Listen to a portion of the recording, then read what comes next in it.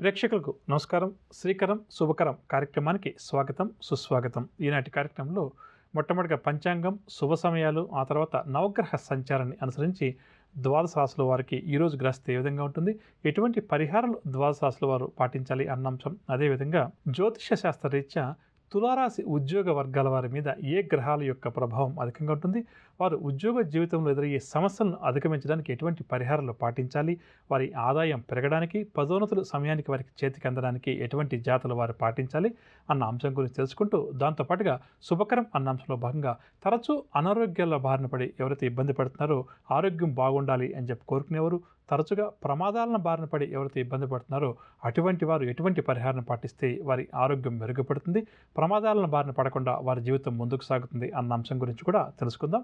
కార్యక్రమాన్ని మొట్టమొదటిగా పంచాంగంతో ప్రారంభం చేద్దాం.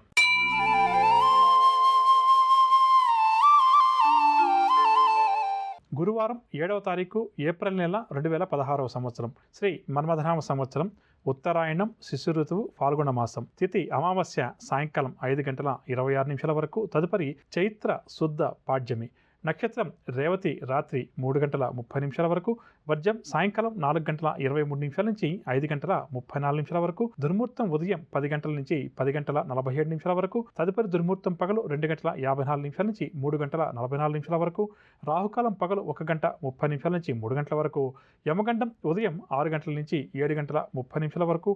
ఈరోజు శుభ సమయాలు ఏమి లేవు. ఈరోజు విశిష్టత విషయానికి వస్తే ఈరోజు కొత్త అమావాస్య. ఇక ఇప్పుడు మనం